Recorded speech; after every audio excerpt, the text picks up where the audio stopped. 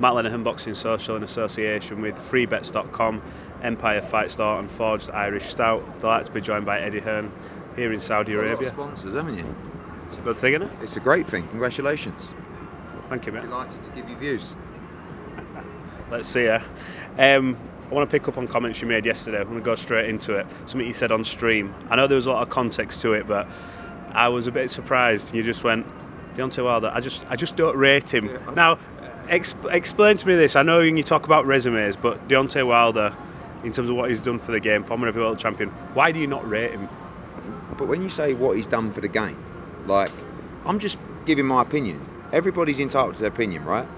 I don't feel like his resume is anywhere near to the levels of an Anthony Joshua. You're talking about a guy, I don't know how many fights he had, I don't know, 40 fights, is it, or something like that?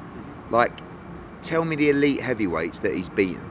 And Addy argued that it was Luis Ortiz. Like, Luis Ortiz is quite old, and I don't feel like Luis Ortiz is an elite heavyweight.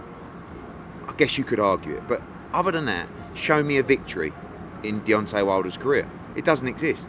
I'm not saying he's not dangerous. I'm not saying he's not a threat. But, you know, the reality is, yeah, I think he can get beat by anybody in the top 10. But I also think he can beat anybody in the top 10. It's quite a wild statement. He can beat anyone in the top 10, but you don't rate him at all. I just don't rate, outside of his power, I don't rate him. Joseph Parker looks in the best shape of his life, I have to say, yesterday. Do you give Parker, obviously after the back of what you said, a reasonable chance in this? I don't think it's as big a, upset as people are talking about, but you tell me. I feel that, I feel that Parker can cause Deontay Wilder problems. I think that, with Wilder's power, he should be able to find Parker. If Parker keeps static and it doesn't move and show feints and, I don't know. I feel that I feel like Deontay will win the fight, but I don't rule out Parker's chance. If he can move well, and I think he's fit, I think he's confident. I'm looking forward to seeing it. A lot's been made of Anthony Joshua's demeanour, but I want to talk about Otto Wallin and what he's been doing in the build-up. He's been as vocal as he has in any fight. Obviously, nothing to lose, I suppose, coming into this, so he probably feels like, we'll go hell for leather with it. He's made comments about Anthony, talked about Ben Davison, saying, look, last time I had a fight and Ben Davison were in the corner, he got sacked the fight after. What do you make of Otto Wallin first and his energy he's bringing to this fight? Because he's clearly bang up for this. Yeah, Wallin's talking a great game, and he's up for it, and he believes he can win the fight. I think that's good for us. I think, whenever there's a massive fight on the horizon, you've got to really be up for this one. And AJ's up for it. He's got a new training team, he's firing all cylinders. But he's probably listening to what Wallin's saying as well, thinking, okay, I like the energy that Otto Wallin's bringing to this fight. He really believes he's going to win. You've got Anthony Joshua this week I think it's been picked up on about his behaviour, but you like that, don't you? You like the fact that he's like, look, we need the nasty side of AJ to come out in this fight. Is that what's going to bring the best out of him, the fact that he's locked in for this? I just want him to be up for the fight. I want him to go in there and want to knock Otto Wallin out, and he does. So, I think that's important. Like I said, you don't want to be going into this fight thinking, it's Otto Wallin, not really up for it, you've got to win this fight, and then I've got Wilder, etc, etc. You've got to go in there and go, no, I want to do a job on it. And as I said, everything that I'm hearing out of training camp, I'm excited to see the performance. Rumours are that there's a deal signed for Wilder. I know it can't look past this weekend, but it's not just a one fight, it's a 2-fight deal. Can you shed any light on that? No, there's a lot of things that have got to happen before AJ and Wilder gets made and announced. But without victory on Saturday, completely irrelevant. Jarrell Miller's had a lot to say this week, as per usual. Got in on Anthony Joshua, done his usual with Daniel Dubois. Down the line, I know you said you wouldn't rule out working with him. AJ seems to have done when he went on TNT. He says, look, no, not even on my radar, and called him a drugs cheat. Obviously, you said he's the boss, but that must intrigue you a little bit, considering how big the build-up would be for that fight. Yeah, it's really down to AJ. I don't feel like AJ, I don't really feel like Jarrell Miller deserves an opportunity to fight AJ, especially after what happened. But the reason I said I don't rule it out, because I don't know what Anthony's thinking. I said that about a month ago, and Anthony told us what he was thinking yesterday, which was no interest in that fight. So that's the situation. Now listen, if Miller beats Dubois and it becomes a massive fight, who knows what the future holds, but definitely not on our radar at the moment. I want to talk to you about Devin Haney. So, right, he's confirmed, sort of says, look, Ryan Garcia's people have been in touch about a fight. Ryan Garcia, Devin Haney.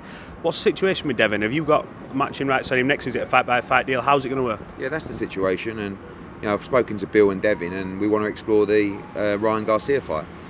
Myself, Oscar, Eric Gomez are speaking to DAZN, and we will present to Devin and Bill an offer to fight Ryan Garcia, as Golden Boy will to Ryan. The talks are very amicable. I believe them that they want to make the fight.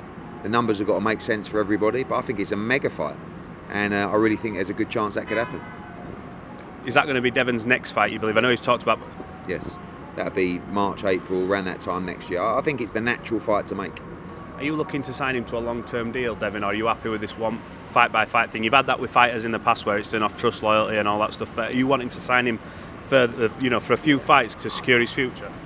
I mean, there's a couple of ways we can do it. We can represent him, we can sign him to DAZN. I mean, Devin likes working with us, but also he wants the opportunity to not miss out on big fights. You look at Tank at the moment, all he seems to want to be doing or told to do is to fight in-house.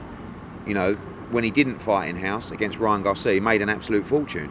And there's massive fights for Tank outside of the PBC. So I feel like he should be roaming around in that respect. But you do need flexibility and freedom to be able to take those big fights, and Devin's got that at the moment.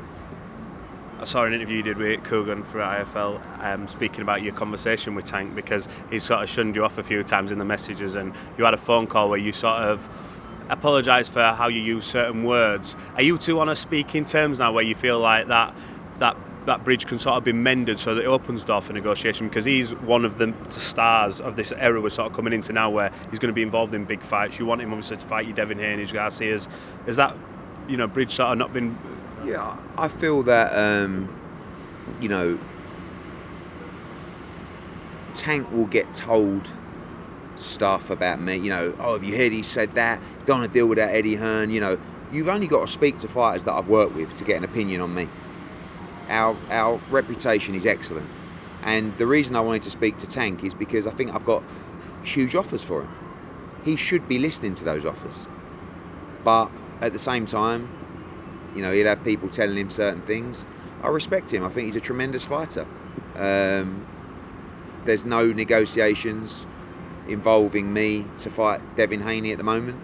I don't think there are any negotiations. I don't think that fight will happen next, but hopefully it does get made. And like I said about Devin, Tank has the opportunity to have that almost free agency position that would put him in a great position. Is that his situation now? Because there's always been that thing in the past of you don't go direct to the fighter. Can you do that now? Yeah, otherwise I'd probably get a legal letter.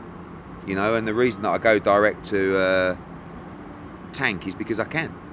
You got people like Len Ellaby. Eddie Hearn's not going to be involved. It's nothing to do with you.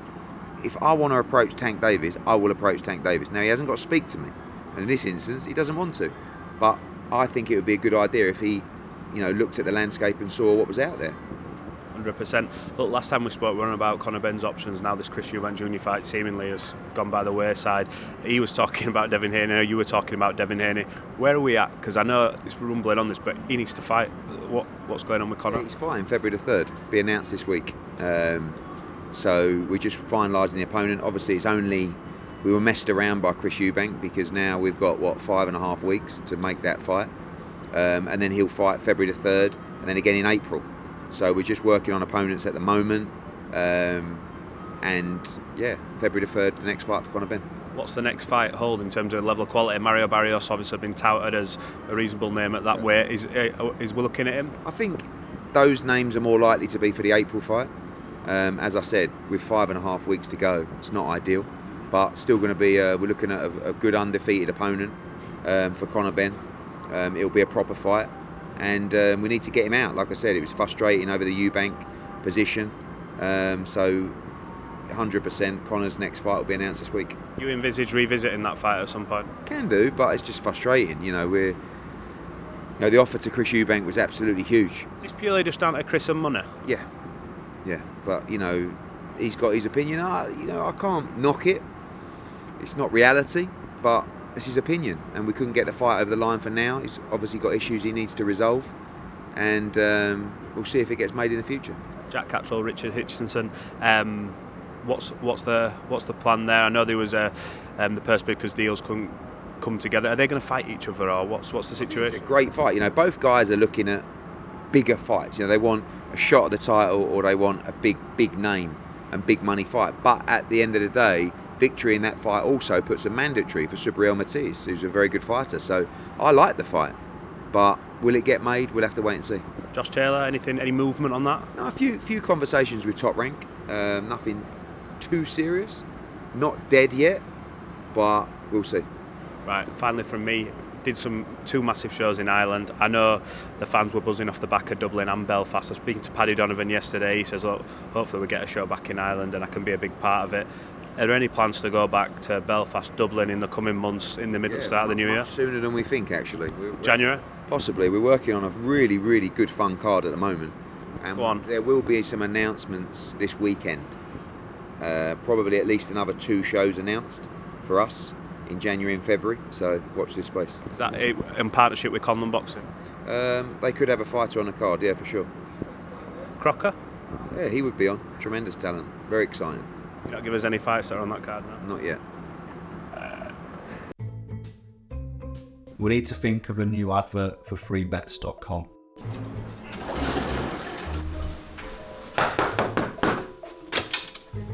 Get your best betting offers from freebets.com. Yeah, that'll do. The following deals are now live.